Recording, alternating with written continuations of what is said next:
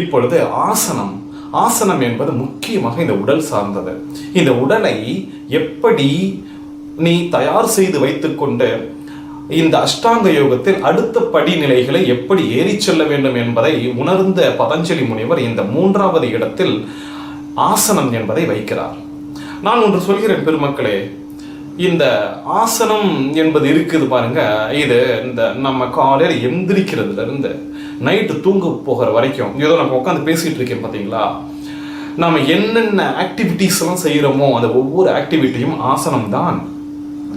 காலை படுத்து தூங்குறோம் பார்த்தீங்களா, கட்டையா காலை கையை நீட்டி படுத்து தூங்குறோம் பார்த்தீங்களா, அது ஒரு ஆசனம். மலம் கழிக்கிறோம் பார்த்தீங்களா, அற்புதமான ஆசனம். நம்ம இந்தியாவில் குத்த வைத்து கொண்டு கால்களை நன்றாக மடக்கி கொண்டு வயிற்றுக்கு 2 பகுதிகள் நல்ல ஒரு அழுத்தம் கொடுத்து மலம் கழிப்போம் தெரியுமா, அது ஒரு அற்புதமான ஆசனம். இடபிள்யூசியில் உட்காந்துட்டு நீங்க வேணா கூகுள் பண்ணி பாருங்க. இடபிள்யூசியில் உட்காரும் பொழுது கொஞ்சம் 35 டிகிரி முன்னாடி வளைஞ்சுக்கோங்க என்று சொல்கிறான், ஆராய்ச்சி செய்து சொல்கிறான். கொஞ்சம் 2 காலுக்கும் ஒரு சின்ன ஸ்டூல் 2 ஸ்டூல் வச்சுக்கோங்க, காலை கொஞ்சம் மேலே தூக்கிக்கோங்க. கூட்டி கழிச்சு பார்த்தா குத்த வச்சு உட்காருகிற நிலை.